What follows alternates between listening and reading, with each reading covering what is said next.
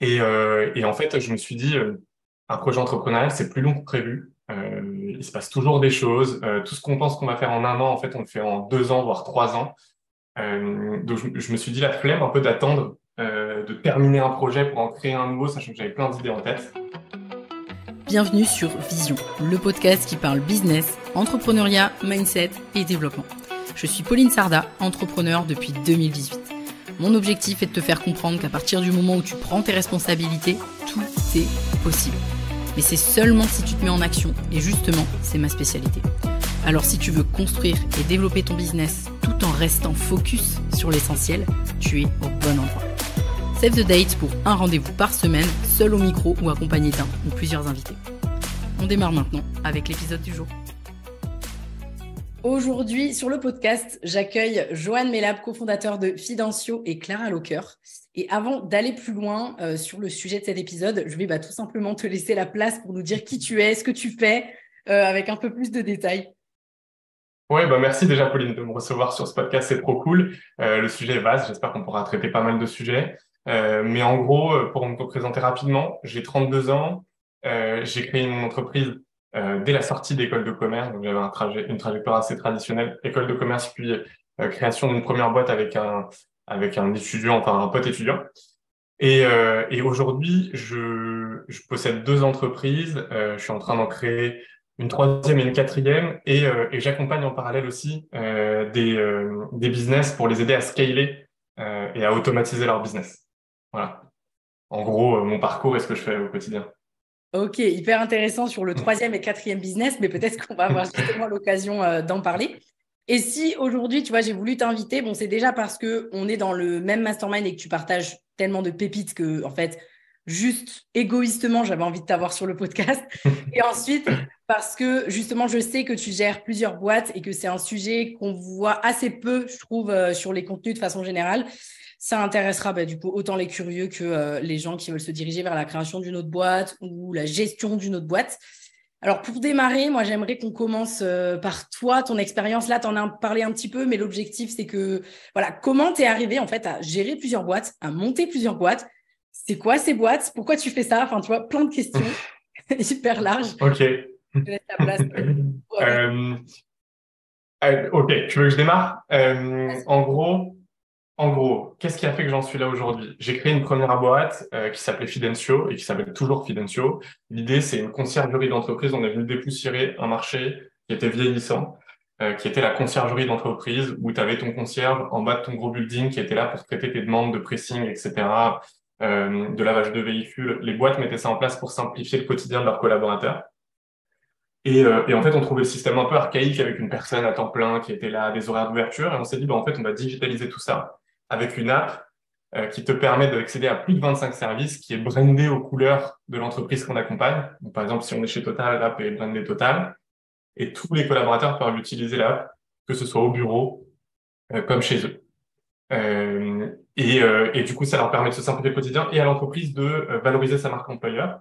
Donc aujourd'hui, on est arrivé sur le marché en petite start-up, petit nouveau, et on a délocalisé des gros. Donc on est dans des entreprises qui font 50 collaborateurs comme plus de 5000. Donc on est chez LinkedIn, on est chez Total, on est chez Areva, voilà, Bosch, Le Figaro. On a plein de références sympas. Et donc voilà, donc on est arrivé. Ça m'a pris 7, 8, ça fait 8 ans que je l'ai créé cette entreprise. Ouais. Et j'ai pris 6 ans à me rendre compte que j'étais plus efficace à travailler sur plusieurs business que d'en travailler que sur un seul. Et en fait, je me suis dit, un projet entrepreneurial, c'est plus long que prévu. Il se passe toujours des choses. Tout ce qu'on pense qu'on va faire en un an, en fait, on le fait en 2 ans, voire 3 ans. Donc, je me suis dit la flemme un peu d'attendre, de terminer un projet pour en créer un nouveau, sachant que j'avais plein d'idées en tête. Ouais. Et avec mes associés, c'est comme ça qu'on s'est dit, en fait, euh, on a une application qui permet de commander plus de 25 services, comme je te le disais. On fait appel à un prestataire qui installe des casiers connectés dans les entreprises où on est présent et qui permet de déposer et retirer tes commandes. Donc, tu vois, tu déposes ton pressing et 48 heures plus tard, tu as un petit QR code pour le récupérer tout propre dans un casier dans ta boîte. Et en fait, on faisait appel à une solution et on s'est dit, pourquoi en fait on ne crée pas la nôtre qui correspondrait davantage à notre premier produit et en plus qui peut s'utiliser dans plein d'autres circonstances comme recevoir tes colis chez toi ou je sais pas, une pharmacie qui veut faire du click and collect et qui a besoin de casier pour remettre les commandes de ses clients. Donc voilà, donc on a créé la deuxième boîte comme ça, simplement en identifiant un marché porteur au sein même du premier marché. Ok, alors c'est hyper intéressant parce que tu dis, on a ouvert une autre boîte simplement parce qu'il y avait l'idée marché. Et c'est marrant parce qu'en off, là, juste avant, on discutait un peu parce que moi, j'ai un projet potentiellement d'ouvrir autre chose, mais je me freine parce que je ne veux pas me défocuser, parce que j'ai déjà des choses à gérer sur la boîte, la première boîte. Et donc, c'est un peu improbable parce que tu dis, j'ai pris 6 ans à me dire que, en fait, j'étais plus efficace d'être sur plusieurs boîtes, ce qui est genre improbable, je trouve, parce que ça va à l'inverse de ce qu'on entend beaucoup, où il faut être focus sur un projet, etc. Donc, genre, enfin, c'est quoi ton secret? En fait, je t'explique le cheminement là. Je vais le résumer rapidement, mais ça a pris du temps. Donc, faut pas s'en vouloir si déjà ce cheminement il n'est pas unique. Chacun voit les choses un peu comme il veut. Mais en gros, ça a pris du temps aussi à émerger dans ma tête. Donc, je me suis posé pas mal de questions. Et en fait, au début, ma première boîte, je voulais en faire une licorne. Comme tout le monde, tu montes une boîte, tu veux que ce soit une des top startups et tu veux en faire une licorne.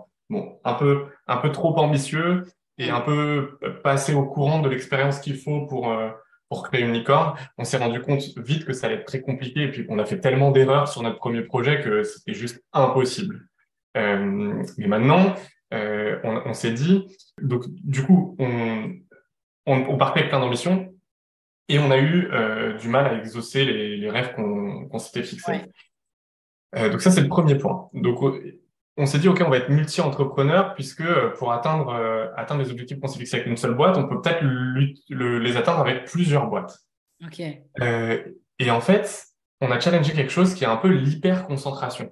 Donc, c'est un concept un peu barbare, mais en gros, plutôt Ouais, que de te focus sur une seule boîte, où en fait, bah, tu sais que tu as 5 jours par semaine à lui accorder, en fait, on estime que tu vas faire des mauvais choix en faisant ça. Pourquoi? Parce que tu vas avoir le temps de faire les choses, et chaque petite tâche, tu vas la transformer en grosse tâche parce que tu vas vouloir aller au bout des choses. Tu vas avoir tendance à pas assez t'entourer, à pas recruter les bonnes personnes, parce ouais. qu'en fait, tu vas te dire, bah, je peux le faire. Déjà, je peux le faire moi-même. Ensuite, bah, autant aller au bout des choses parce que j'ai plein de temps devant moi. Et ça, en fait, ça te fait perdre un temps précieux. Donc, c'est ce qu'on aime bien dire avec la première boîte. Ce qu'on a pris 6 ans à mettre en place, on a pris 6 mois à le mettre en place avec la deuxième. Ok. Parce que, en fait, au vu de l'expérience qu'on avait réalisée sur la première, on a pu mettre à profit ça dans la deuxième et en fait, tout automatiser dès le départ. Et en fait, le fait d'avoir qu'une seule boîte et de te concentrer sur un projet t'empêche de systémiser plutôt, Ouais. et d'automatiser tes process. En fait, t'as pas besoin de process quand tu as du temps. Alors que Mm. si tu montes une boîte en te disant, bah, en fait, j'ai 15 jours par semaine à lui consacrer à cette boîte, bah, tu vas être obligé de trouver, ton cerveau va être obligé de trouver des mécanismes, soit de t'entourer des meilleurs pour pas perdre de temps, soit de créer des process ultra performants pour que ça ne mette pas en danger tes autres business à côté. Voilà. Donc ça, c'est un Ok. peu le cheminement. Je sais pas si j'étais très clair, mais voilà le cheminement de comment on s'est rendu compte qu'il fallait en créer plusieurs plutôt qu'une. Mais est-ce qu'on peut dire que c'est un peu, ça t'oblige à être en mode 80-20, quoi, en fait, t'es obligé. Ouais, C'est-à-dire que le fait d'avoir plusieurs exactement. projets, t'es plus en Ouais, train d'ajouter des tâches et des actions un peu inutiles, je mets des grosses guillemets, et du clairement. coup, t'es obligé de te focuser sur juste ce qui est important et juste ce qui génère du résultat. Exactement. Et c'est tout le chemin qu'on a fait dans la première, qu'on a pris un temps fou à faire dans la première boîte. Mais effectivement, tu fais la stratégie 80-20, elle illustre super bien ça. C'est en fait, tu vas t'enquiquiner même 80-20 sur des produits, 80-20 sur des clients même, parce que tu as des clients qui te prennent énormément de temps, mais qui représentent 20% de ton chiffre d'affaires. Et tu te dis, bon, bah, je vais les garder parce que je vais jamais cracher sur un client. Enfin, en fait, non, autant les supprimer, garder 80% de ton CA et prendre 2 jours par semaine pour un autre projet. Autre projet, autre produit, Ouais. autre entreprise. Après, c'est toi qui organise comme tu veux ton parcours, quoi. C'est hyper intéressant. En fait, c'est hyper smart. Tu vois, quand tu l'as expliqué, là, j'ai compris, j'ai vu la lumière, tu vois, j'ai dit, ah ouais, mais grave.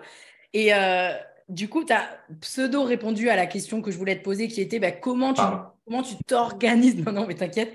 Comment tu t'organises sur les différents projets à mener. Mais j'ai envie de dire peut-être que la première question, c'est. Je ne sais pas si elle va être simple à répondre cette question comme ça, mais qu'est-ce qui est 80-20 du coup? Tu vois, parce que au Comment départ, t'identifies le 80?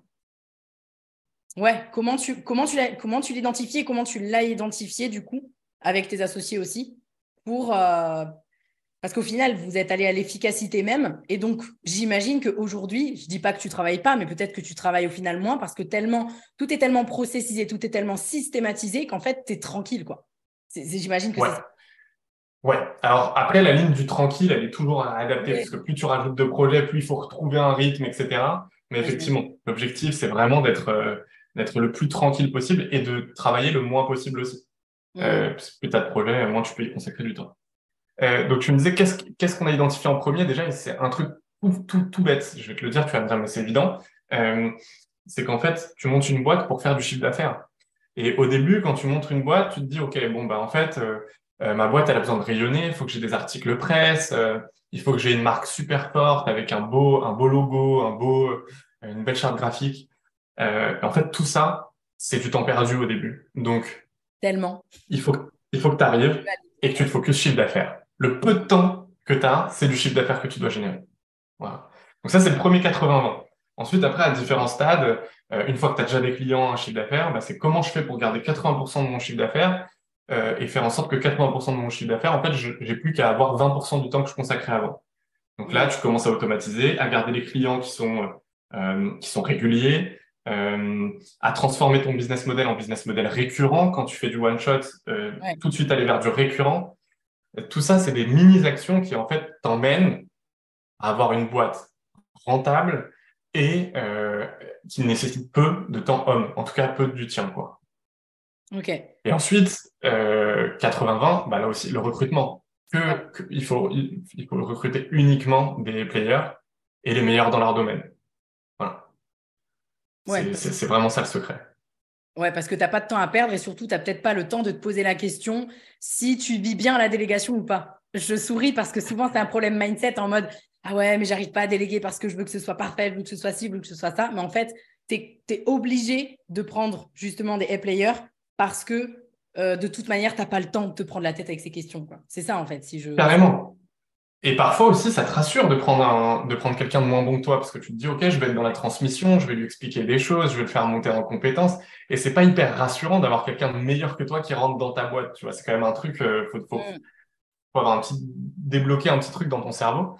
Et en fait, ça, c'est hyper important parce que, voilà, si, moi, je me dis toujours que si un peu je suis le meilleur autour de la table, que ce soit lors d'une réunion business ou même dans mes propres entreprises, si je suis le meilleur, c'est que je me suis mal entouré, tu vois. Ouais, complètement. Je reviens quand même rapidement sur le premier Ouais. point que tu as abordé, qui est, mais juste, ça me fait tellement plaisir que tu dises ça parce que, en fait, on a un challenge dans nos offres qui s'appelle Dynamite 45 où on accompagne les entrepreneurs uniquement pendant 45 jours à construire leur offre et à trouver des clients en 45 jours.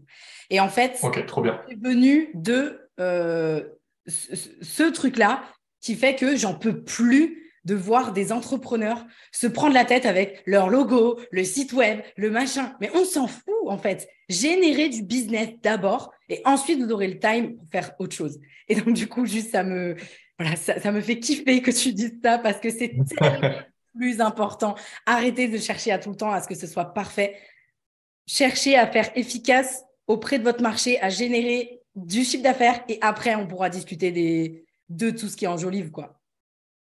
Bah parce que quand tu te lances dans l'entrepreneuriat, tu te lances dans un projet où en fait, tu as l'impression que tu vas pouvoir un peu construire ta propre cabane. Je sais pas si l'image te parle, mais en gros, ils se disent, OK, bon, bah, c'est un entrepreneur. Enfin, il se dit, je me suis dit, je vais créer mon propre produit, ça va être mon petit bébé, je vais pouvoir l'actionner comme je veux, etc.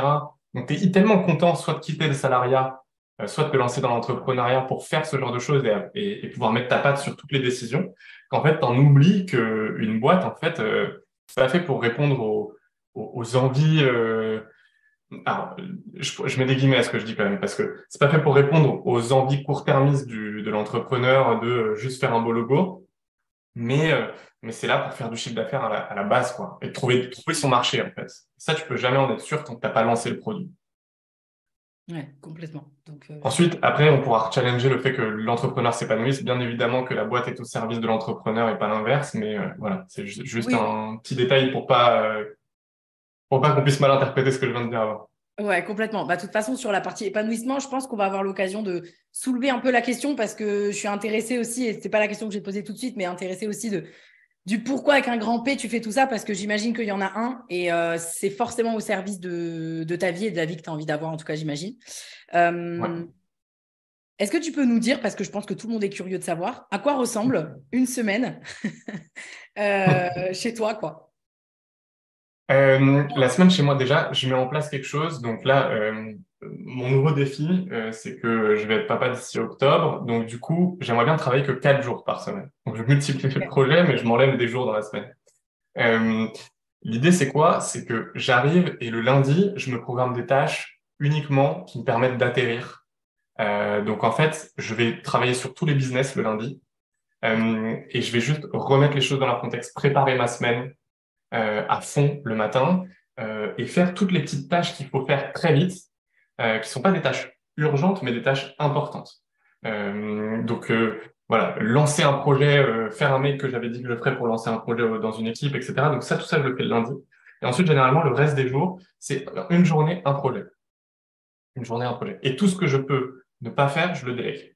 Voilà. Tout ce qui ne nécessite pas, en fait, ma compétence. Donc, Ouais. tu vois, je vais te parler de comptabilité, je vais te parler Mm. je sais pas moi, mais tout ce sur quoi je n'ai pas un réel impact ou je vais pas aider les autres à être meilleurs, je ne le fais pas. Tu vois, je le sous-traite. Ok. Voilà, mais en gros, ma semaine, c'est simple, hein. C'est une journée, un projet. Et ça, c'est hyper important parce que sinon, alors après, chacun a son organisation, tu vois, là-dessus. Et ça peut être des Oui. demi-journées et ça peut être des doubles journées aussi. Mais en fait, si tu commences à travailler sur tous les projets tout le temps en même temps, tu es constamment dérangé Ouais, oui. quand tu bosses sur un projet, c'est par un autre. Ensuite, il y a une deuxième technique par rapport à ça. J'ai vrillé un peu dans le technique d'organisation là-dessus parce que ça demande énormément de rigueur, en fait. Bah, j'imagine. Euh, En fait, les équipes, il faut qu'elles comprennent qu'elles peuvent pas te déranger. Et ça, c'est aussi un point important. Donc, les Slack, c'est uniquement si c'est important, si c'est urgent, si c'est une demande urgente. Et toujours leur demander de traiter en amont les problèmes et leur donner des Ouais. créneaux où ils peuvent te contacter. Et en fait, donner des créneaux à ton équipe où ils peuvent te contacter, ça les oblige à, s'ils ont besoin de trouver une solution rapide, à essayer de la trouver seule avant. Bah, complètement. Donc, Ouais. même tes prestats, en fait. Même Oui, tes oui, prestats, ça tu peut vois. fonctionner avec. Ouais, complètement. Ça peut fonctionner dans tout. Mm. Ouais. Et Mes c'est. comptables, par exemple, ils savent que je travaille le mercredi sur tel projet. Donc, s'ils me posent une question, ils savent qu'ils vont devoir attendre le mercredi prochain, Ouais. alors qu'en fait, ils auraient pu se débrouiller tout seuls, aller la chercher l'info d'eux-mêmes, tu vois, ou avec mon équipe. Mm. Ouais, c'est une histoire de communication et de cadre. Poser un cadre, en fait. Ouais, Que ce soit tu poses un fluide. cadre, tu expliques, tu communiques énormément là-dessus. L'idée, c'est pas de se couper du monde Ouais. et d'être seul dans ton coin. C'est plutôt d'être hyper ferme sur les heures où on peut te solliciter. Et tu parlais tout à l'heure que, en tout cas brièvement, que tu allais ouvrir potentiellement un troisième projet, quatrième projet, et que en plus tu vas être papa, et que du coup tu veux bosser 4 jours par semaine. En tout cas, c'est ton goal, tu vois. Mais du coup, comment ça va rentrer là par rapport au... Parce que là, aujourd'hui, tu travailles quoi? Tu travailles 5 jours par semaine sur 3 projets différents, 4 projets, enfin, tu vois. Bah, du coup, je travaille que 4 jours. J'essaye en tout cas de faire que 4 jours pour me mettre dans le bain, tu vois. Ok. Ça se prépare, c'est long à mettre en place des process comme ça. Donc ça aussi, il faut être à l'aise avec toi-même et te dire, OK, je lance un process, je sais que pendant X temps, il va pas être hyper respecté et il faut pas t'en vouloir pour ça. Donc c'est Ok. pour ça qu'il faut le préparer en amont. Ouais, donc là, aujourd'hui, je bosse 4 jours par semaine. Bien sûr, il y a des fois, ça déborde un peu sur le vendredi. Et c'était quoi ta question, excuse-moi, Pauline, sur les projets C'était, que tu me posais? bah là, tu vas ouvrir d'autres projets, a priori, en tout cas là, peut-être Oui. l'année ou dans l'année qui va venir. Et du coup, bah, comment tu vas faire par rapport au... Parce que tu as exactement le même temps qu'aujourd'hui. Donc, où est-ce que ça va Bah, rentrer? je m'améliore parce que je suis toujours en train de découvrir et de nouveaux outils et de nouveaux process qu'après je peux dupliquer dans mes autres business. Tu vois aussi, ça te permet d'avoir une ouverture d'esprit, en fait, d'avoir plusieurs business qui est ouf parce que moi je travaille et tu me le disais, enfin on en parlait en off, mais je travaille aussi avec beaucoup d'associés dans mes différents Oui, projets. Et en fait, le fait d'élargir ton réseau, d'avoir différents prestataires, différents associés, te permet aussi de voir une bonne pratique dans un projet et de l'appliquer dans les autres. Et là, tu vois, automatiquement, tu as un effet boule de neige, tu vois. S'il y avait une tâche qui te prenait 3 heures par projet par mois, et que tu découvres un moyen dans un des projets de le faire en 1 heure, bah, boum, ça se répercute sur les autres projets. Donc en fait, constamment, grâce à ce mécanisme d'avoir plusieurs boîtes, en fait, je m'améliore. Ouais, bah oui, c'est ça. Ouais, ok. Ça nécessite moins de temps. Tu as parlé de la notion d'associé et ça aussi, ça faisait partie des sujets que j'avais envie d'aborder avec toi. Est-ce que tu penses, parce qu'il me semble, mais peut-être que je me trompe, tu me dis que dans tous les projets que tu as, dans tous les cas, tu as toujours quelqu'un d'autre quoi, qui lead avec Ouais. toi, ou en tout cas, peut-être pas qui lead, mais en tout cas quelqu'un d'autre avec toi. Est-ce que tu penses que c'est indispensable ou pas quand on a un projet de créer une autre boîte éventuellement? Pour le coup, là, c'est indispensable pour moi. Est-ce que c'est indispensable pour tout le monde? Je sais pas. Mais moi, je m'épanouis dans l'échange. J'ai besoin de confronter mes idées en permanence. Et en fait, une des qualités d'un bon entrepreneur, à mon sens, c'est la prise de recul. Ouais, Et s'auto-infliger une prise de recul, c'est ultra difficile. Ultra difficile. Donc, quand tu es deux, en fait, c'est un mécanisme qui est beaucoup plus simple à mettre en place. Et c'est en partie pour ça que je m'associe. Et maintenant, je choisis plus uniquement mes associés parce que on a un fit et qu'on a une même vision du marché. Mais maintenant, je choisis aussi mes associés il faut qu'on ait des compétences complémentaires. bien sûr. Voilà. Ouais. Que j'aille sur un marché que soit qu'ils connaissent déjà, soit que je connais déjà et j'ai besoin de sa compétence, etc. Ok. Hyper intéressant parce que moi, tu vois, j'ai une frustration hein, vachement là-dessus d'être seule. Et en fait, j'ai beau retourner les trucs dans tous les sens, même quand je me fais coacher sur le sujet ou tu vois que ce sujet-là revient, qu'en fait, je me sens seule, tu vois, j'ai personne avec qui challenger mes idées malgré le fait que j'ai une équipe parce que c'est quand même pas la même chose en fait. Tu vois, c'est pas Mhm. du tout la même chose. Ah non, ça n'a rien à voir. Bah, ça n'a rien à voir, voilà, c'est ça. Mais en fait, à chaque fois, ma réponse, c'est, bah, tu sais, quand on me pose la question, mais ok, mais du coup, la solution, c'est quoi? Bah, la seule solution, c'est d'avoir un associé. Tu vois. Donc, je rigole, mais c'est vrai. Et j'imagine que ça ne doit pas non plus être facile, tu vois, de... Tu sais, En, on revient sur en ce qu'on fait, disait tout si, à si. l'heure. Ouais. Est-ce que c'est facile, tu vois, de trouver... enfin, c'est un peu... Trouver un associé, en fait, il faut être hyper flexible. De toute façon, ça peut être le meilleur associé du monde sur le papier. Il y a des chances quand même que ça marche pas, tu vois. C'est comme un mariage. Donc, Ouais, bien en sûr. gros, faut pas trop se prendre la tête. Faut pas mettre trop de critères, tu vois. En plus, on est dans un monde où on commence à, justement, je fais l'image entre relations amoureuses et relations, Mm. tu sais, maintenant, on a des critères sur qui on veut, etc., autour de soi et tout. Bon, faut pas s'infliger pour moi, trop de critères en amont. Faut qu'il y ait un fit, faut que tu t'entendes bien avec la personne. Mais il faut se lancer. Et surtout, quand on se lance et qu'on se connaît pas, il y a quelque chose qui te met en confiance, c'est le juridique. Et ça, c'est le premier des conseils. C'est toujours, pour moi, tout ce qui est écrit n'est plus à challenger, tu vois. Donc en fait, tu sais exactement ce qui va se passer, quelles que soient les prises de décision de l'un ou l'autre des associés. Et au moins, ça crée pas de frustration et on peut se focus sur le business. Donc ça, c'est mon conseil, c'est vraiment genre toujours s'entourer d'un bon conseil juridique et de se lancer, en fait. Se lancer, tu vois. Ouais, bah, donc, c'est comme tout, Je suis hein. sûr que toi, tu te poses la question, mais tu as déjà identifié quelques profils autour de toi, mais tu l'auras pas forcément dit. Mm. Tu t'hésites toujours un peu. Bon, bah, faut se lancer. Et au pire, en fait, c'est t'as plein de mécanismes. Après, quand tu lances le process, tu verras avec des avocats, mais il y a plein de mécanismes pour débloquer des parts progressivement. Oui, Voilà, si en fait, au bout de 6 mois, 1 an, on se rend compte que ça marche pas, la personne aura pas pris 50% de ton capital, tu vois. ouais. Donc, c'est De toute façon, c'est plutôt comme ça que je le vois, tu vois, là, pour parler vraiment de moi, c'est vraiment plus, je me dis, si je le fais, je pense que ça va se faire de manière progressive, quitte à, au départ, peut-être juste mettre un pourcentage sur le bénéfice ou un pourcentage sur le chiffre d'affaires annuel, et puis après, on commence à mettre des parts, et etc. Enfin, j'imagine qu'il y a plein de manières possibles et imaginables de faire les choses. Mais oui, c'est exactement. plutôt comme ça que je le vois.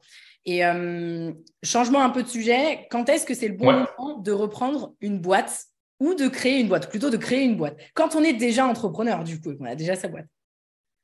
Moi, j'ai jamais repris de boîte, déjà. Ça, c'est un Ok. truc que j'aimerais bien faire une fois, mais Ouais. j'ai jamais repris de boîte. Donc, j'ai toujours soit créé, soit coaché des personnes qui ont déjà leur boîte, mais en position plutôt d'advisory, tu vois. Mais je m'interdis pas de prendre des parts à terme dans certaines des boîtes si les fondateurs sont OK.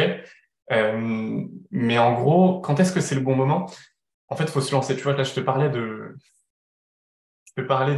d'association en te disant Ouais. faut te lancer et tu verras. En fait, c'est un peu comme ça tout le temps, tu vois. Si tu le fais pas, bah, tu auras toujours un million de contraintes. Ne serait-ce que sur ta première boîte, tu pourrais te dire, ouais, mais attends, j'ai tel projet, mais en fait, il y a tel mec qui est arrivé sur le marché avant moi, ça se trouve, il va me griller. Ah, ouais. Euh, Mm. donc, tu vois, en fait, des contraintes, t'en trouves tout le temps. Ouais. Et moi, mon conseil, c'est vraiment, si tu as envie de le faire, tu le fais. Et quoi qu'il arrive, en fait, ton cerveau, il arrive à s'adapter, tu vois. En fait, un- indirectement, en fait, tu vas trouver des solutions à tes problèmes sur le tas. Ouais, et c'est finalement ce que tu as dit tout à l'heure, ou quand tu as dit, bah, en fait, ça m'a obligé, c'était pas comme ça que tu l'as dit, mais moi, c'est comme ça que je le dis, ça t'a obligé à être 80-20, ça vous a obligé à être 80-20, et du coup, tu as trouvé de la place et tu as mis la place pour un nouveau projet. Et donc, tu penses que Exactement. finalement, c'est juste au moment où En même temps, je suis en train de me poser de me dire, mais oui, elle est complètement con cette question, parce qu'en fait, non, effectivement, il faut juste faire les choses, c'est tout. Et de toute manière, c'est comme n'importe quel projet. Tu vois, par exemple, tu vas devenir papa. Alors, on va pas rentrer dans ton intimité, mais Ouais, j'imagine que tu n'es c'est jamais clair. prêt à devenir parent. Bah Tu vois, non, j'imagine. bah Donc, dans non. tous les cas, ben, go, quoi. On verra bien ce qui se passe. Exactement. Et tu sais que tu vas te prendre un camion dans la gueule, tu vois. C'est ce que me disait une personne du mastermind, c'est tu sais que tu vas te prendre un Mm. camion dans la gueule. Donc, quand tu vas créer ta deuxième boîte, tu sais que tu vas te prendre un camion dans la gueule parce que tu vas arriver, tu auras le double d'administratif, de paperasse, de recrutement. Mais en fait, à partir du moment où tu te lances, tu vas voir que tu es capable de l'absorber. Et puis, tu vas Intéressant. trouver des techniques, tu vas être obligé. Tu vas être obligé. Ouais, hyper intéressant. Tout à l'heure, je te disais que j'avais envie de savoir un petit peu le pourquoi qu'un grand P, tu fais tout ça. Donc, au-delà du kiff, parce que voilà, le business, c'est ton truc, voilà, monter des boîtes, ça te fait kiffer. C'est quoi le pourquoi derrière? Ouais, il y a plusieurs pourquoi. Vas-y. Alors, pourquoi je crée des boîtes? Parce que déjà, je m'éclate à créer des produits, tu vois, un peu l'esprit cabane dont je te parlais au début du podcast. Mm. Je kiffe mettre les premières pierres sur quelque chose. Je me pose beaucoup la question à chaque fois de est-ce que je suis un bon juste entrepreneur launcher ou est-ce que je suis aussi un bon accélérateur dans une boîte ou est-ce qu'il vaut mieux que je passe la main une fois que j'ai lancé et trouver les premiers clients? Donc ça, c'est des réflexions que j'ai encore. Ouais. Mais en gros, ça m'éclate déjà de lancer des produits. Et tu vois, là, ma première boîte, c'était un service. Ensuite, j'ai voulu apprendre à... En fait, c'est l'apprentissage. Quand t'es entrepreneur, tu as envie d'apprendre tout le temps. Donc, ma première boîte, c'était un service. Je me suis dit, ah, cool. Bah, j'ai réussi à vendre à des grosses boîtes et tout, c'est cool. Mais un service, c'est assez facile. Tu vois, c'est une app. Bon, maintenant, aujourd'hui, créer une app, c'est pas très compliqué. Euh, mais un produit, c'est plus compliqué. Et je me suis toujours posé la question des entrepreneurs qui avaient créé un produit. Donc, je me suis dit, je vais créer un produit, des casiers connectés. Et en fait, c'est comme ça que se fait le cheminement. Et à chaque fois, j'ai envie d'apprendre quelque chose de nouveau. Donc ça, c'est ce qui me motive à monter plein de boîtes et plein de projets à court terme, tu vois. À long terme, moi, j'ai un peu une frustration, tu vois. C'est de l'école et de l'éducation nationale aujourd'hui où je me suis en fait, on nous apprend pas forcément, tu vois, à l'école à créer une entreprise. On a l'impression que c'est un truc de malade. Je parle de l'avant école de commerce. On a l'impression que c'est un truc de malade de créer une entreprise, que c'est hyper compliqué, que ça peut être réservé aux riches. Alors qu'en Ouais. fait, en 5 minutes, tu crées une entreprise. On a encore l'image du PDG, tu sais, dans son fauteuil cuir, avec son Mm. verre de whisky en haut de sa tour. Mais en fait, non, un PDG, c'est juste un mec qui détient une SASU, tu vois. Enfin, il y a rien de sexy dans tout ça, quoi. Et, et, euh, et en fait, et c'est un véhicule qui te permet en fait de devenir plus riche aussi que si tu restes salarié. Tout dépend Ouais. comment tu le fais, etc. Mais en tout cas, c'est un moteur. Et en fait, on te l'explique pas, ça, déjà à l'école. On t'explique pas à remplir tes impôts. On sait pas ce que c'est que la différence entre, déjà, de nos tranches d'imposition. Tu vois, on a galéré les premières fois où on a rempli une feuille d'imposition. Donc, Oui. moi, mon but, ça serait de donner à tout le monde les clés pour vivre de leur passion et pouvoir créer une entreprise comme ils le souhaitent. Et ça serait mon goal à la fin, en gros, toute fin. Ok. Si je pouvais être philanthrope, ça serait ça. Ça serait de travailler sur un projet qui fait que les gens arrivent à travailler dans ce qui les passionne et à s'enlever plein de blocages psychologiques dès l'éducation nationale, quoi, enfin, dès l'école. Ok. Donc voilà le pourquoi du... Et pour faire ça, le plan, c'est quoi? C'est que tu dois avoir une logique entrepreneur au début, où tu crées ta première boîte. Ensuite, une logique investisseur, où là, tu commences à... Et c'est là aussi, quand tu commences à avoir plusieurs projets, tu commences à être en fait un investisseur, même si c'est tes propres Mm. projets. En fait, tu as cette logique-là. Et une fois que tu es investisseur et que tu as eu du succès, tu pourras être philanthrope et avoir assez d'argent pour financer des projets qui te font plaisir. Mais donc voilà le goal, si je te le résume. Mais après, tu vois, c'est hyper mouvant. c'est hyper mouvant. Tous les 2-3 ans, je rechallenge ça. Ouais, mais c'est normal, quoi. Tu rechallenges ta vision, t'évolues. Et est-ce que ça vient aussi quand même participer au niveau de vie que tu as envie d'avoir, peut-être aussi à ce que tu as envie d'offrir à tes enfants, etc. Est-ce que ça participe aussi à ça pleinement? Est-ce que c'est conscient, tu vois, ou est-ce que c'est juste le kiff? Voilà, je veux juste faire des business.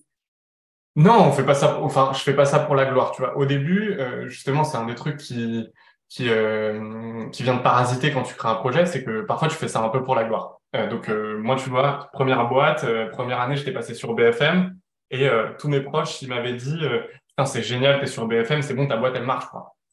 Alors qu'en fait, ils n'avaient aucune conscience de ce qui se passait Ouais. ailleurs et c'était pas du tout les bonnes métriques. Donc, tu vois, ça te dévie un peu de ton objectif de faire du chiffre d'affaires. Ça, c'est le premier point. Donc, je fais pas ça pour la gloire, je fais ça vraiment pour financer mon train de vie aussi. Ouais.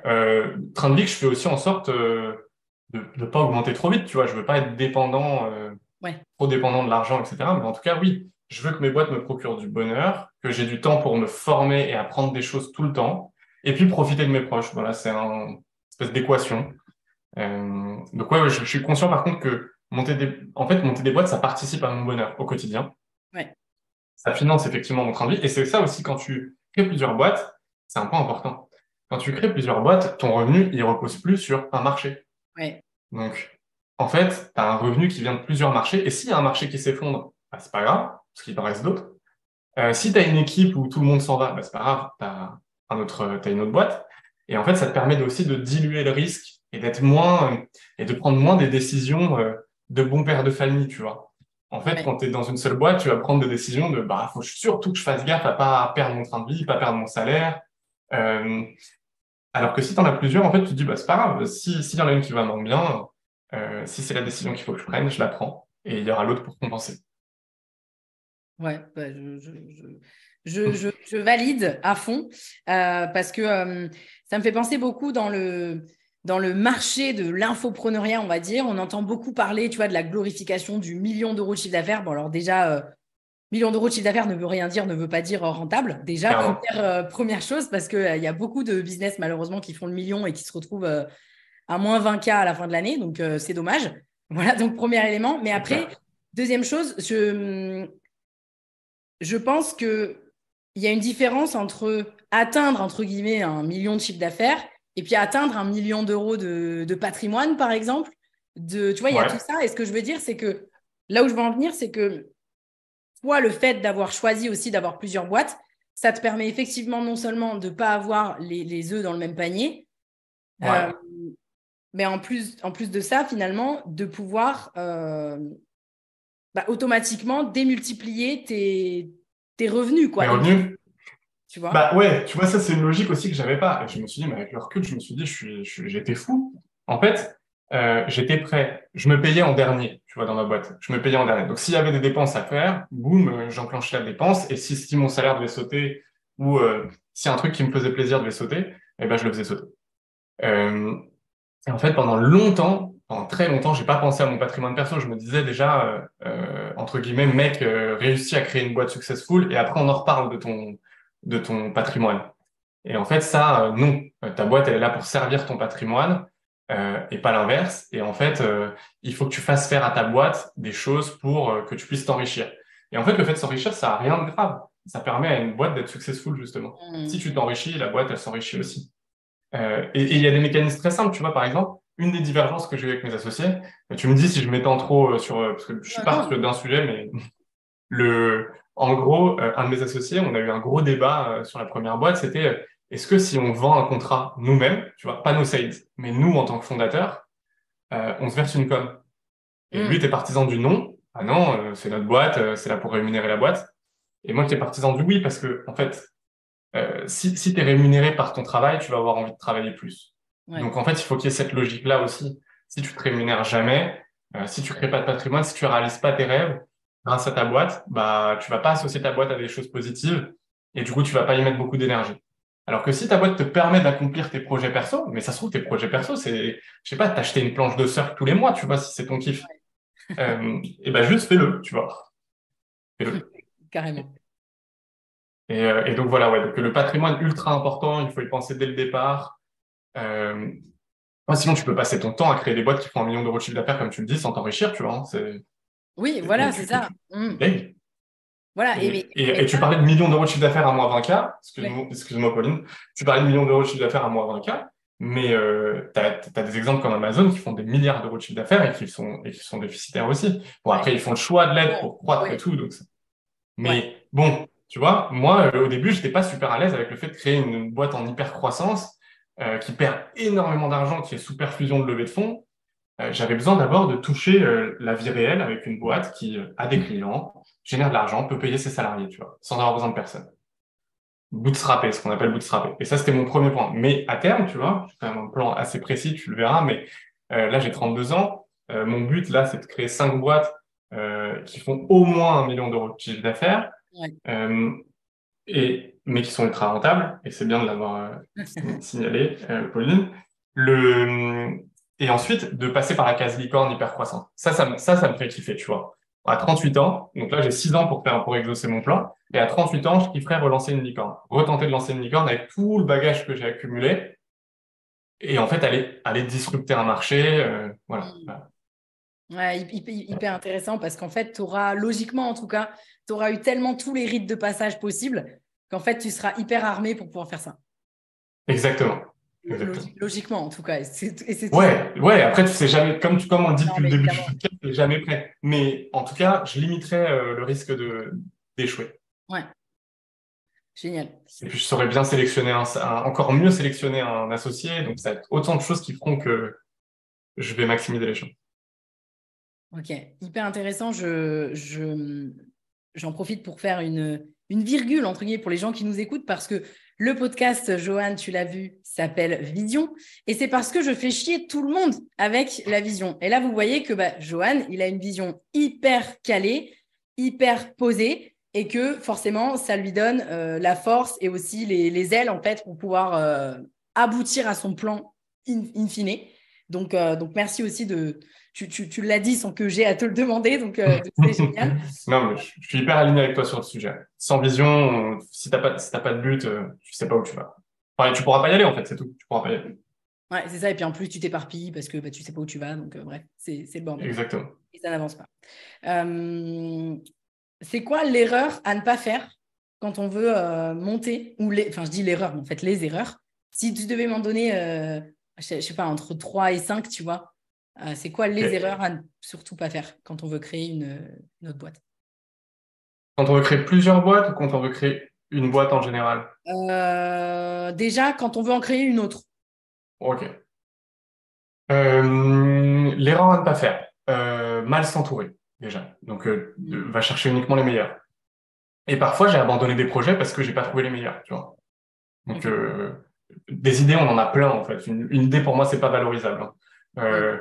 Quand quelqu'un arrive avec un super projet ou quand quelqu'un me dit, ouais, je peux pas trop te parler de mon projet parce que je suis sur un coup de ouf, en fait, ça veut tellement rien dire que, bon, déjà pas raisonner comme ça quand tu es un bon entrepreneur et surtout prendre les meilleurs autour de toi. Donc ça, ce serait l'erreur à ne pas faire, de mal s'entourer. Commencer tes recrutements par des stagiaires, grosse erreur, grosse erreur, Ouais.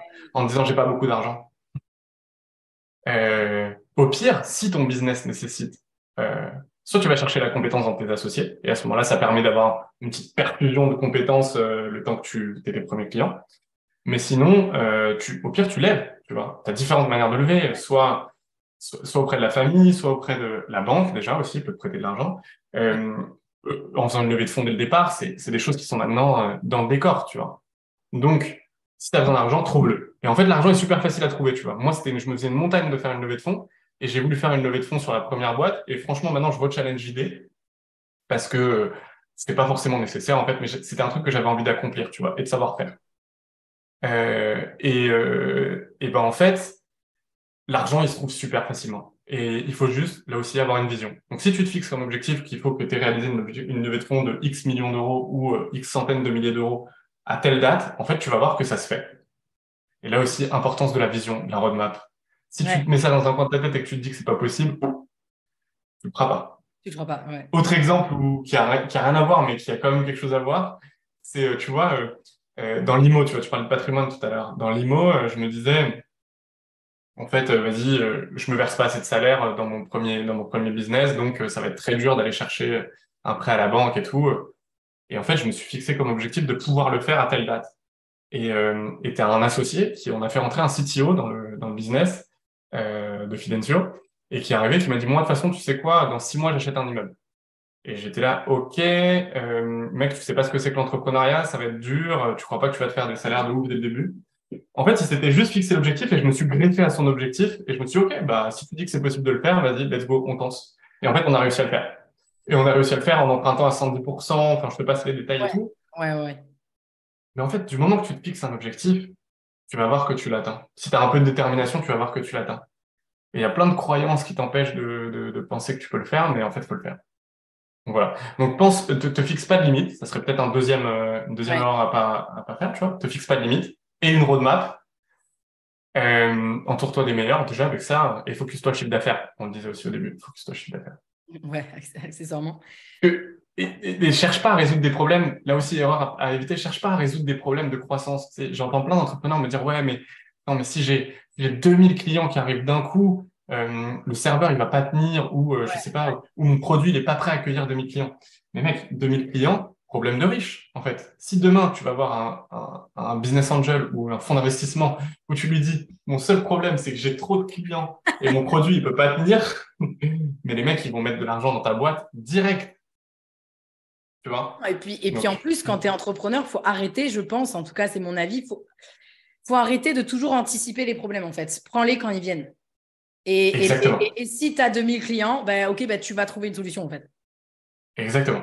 Bah, même logique quand tu crées deux boîtes, même logique quand tu as plus de Ah ouais, c'est ça. clients. En fait, Ouais. voilà. Prends les problèmes quand ils sont là, quoi. Ok, Et ouais. du moment que tu es créateur de boîte, il faut que tu saches un truc, c'est ce qu'on m'avait dit, genre la première année où j'ai entrepris, c'est ton boulot, c'est de gérer les emmerdes. Donc à partir du moment où tu le sais, tu le prends beaucoup mieux et avec le sourire, tu vois. Ouais. Parce que tu sais que quoi qu'il arrive, dès qu'il y a une difficulté qui est réglée, il y en a une autre qui va arriver. Donc travaille ton mental, fais du sport, tu vois, aussi des conseils qui Ouais. permettent de relativiser les choses, tu vois. Mm. Bah, justement, en parlant de faire du sport, justement, c'est quoi tes Ouais. trucs à toi? En tout cas, là, c'est très personnel, mais c'est quoi tes trucs à toi pour garder un peu la tête froide et tu vas avoir une sorte d'équilibre, en fait? J'imagine tu fais du sport, mais après, est-ce qu'il y a d'autres choses? Bah, en fait, tu vois, à l'époque, et c'est là aussi où je veux décomplexer les gens qui n'en font pas ou qui n'ont pas d'hygiène de vie, enfin, en tout cas d'entretien de leur mental, c'est que moi aussi, j'ai eu un déclic là-dessus, tu vois. Au bout de 3 ans de boîte, de ma première boîte, en fait, je me suis retrouvé face à un problème. On avait fait un modèle, mais un business model qui n'est pas la route. Et donc, on s'est retrouvé avec un mois de trésor avec mon associé face à nous. Il nous restait un mois de trésor. Donc, soit on fermait la boîte, soit on se disait, OK, bon, mec, on se relève les manches, on fait un business model et on fait quelque chose qui est rentable. Du coup, on avait des bureaux et tout, on est parti travailler dans des halls d'hôtel, euh, on avait un salarié qui faisait les livraisons de pressing, etc. Mais en fait, on a repris notre camion une journée sur deux tous les deux. Donc, c'est un peu retrousser les manches.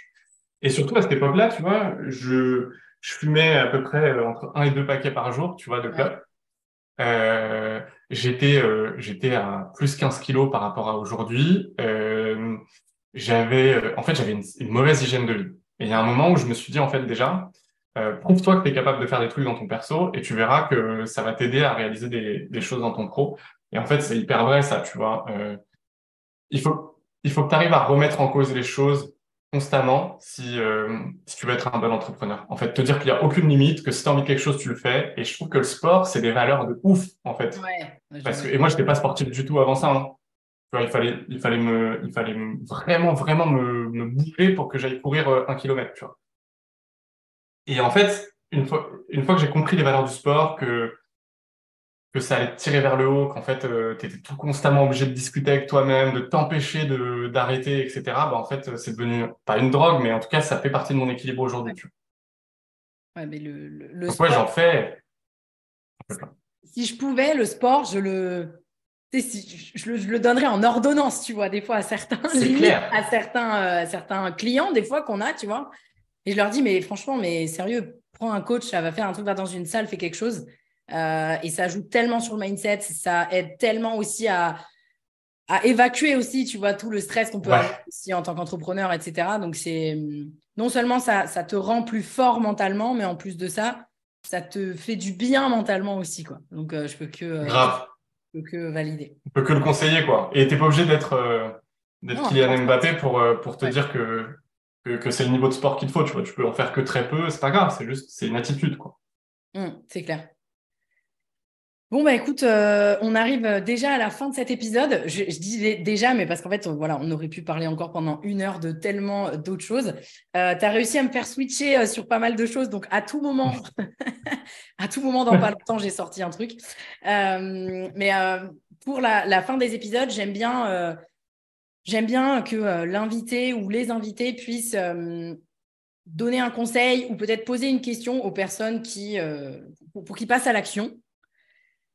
Ok. Parmi les auditeurs, certains ont pour objectif de monter une autre boîte. Qu'est-ce que tu leur dirais de faire en premier, même si j'ai déjà une petite idée? Et ce serait quoi le truc?